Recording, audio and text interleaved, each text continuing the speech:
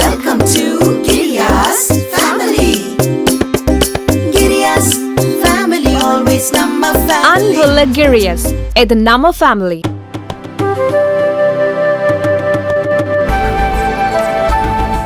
புதுச்சேரியில் முன்னாள் காவல்துறை ஐஜி சந்திரன் பாஜகவில் இணைந்துள்ள சம்பவம் அம்மாநில அரசியலில் விறுவிறுப்பை ஏற்படுத்தியுள்ளது.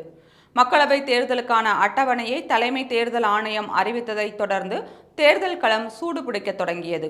புதுச்சேரியில் ஆளும் தேசிய ஜனநாயக கூட்டணியின் சார்பில் பாஜக வேட்பாளர் போட்டியிட உள்ளார். வேட்பாளரை இறுதி செய்யும் பணியில் அக்கட்சி தீவிரமாக ஈடுபட்டுள்ளது.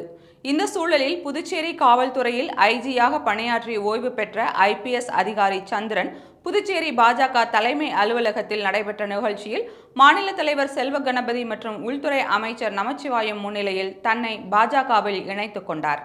IPS அதிகாரி சந்திரன் 34 ஆண்டுகளாக புதுச்சேரி மட்டுமன்றி பல்வேறு மாநிலங்களிலும் யூனியன் பிரதேசங்களிலும் காவல்துறையில் உயர் அதிகாரியாக பணியாற்றியவர். மேலும் தலைமை தேர்தல் ஆணையத்தில் தேர்தல் பார்வையாளராகவும் பல மாநிலங்களில் செயல்பட்டுள்ளார்.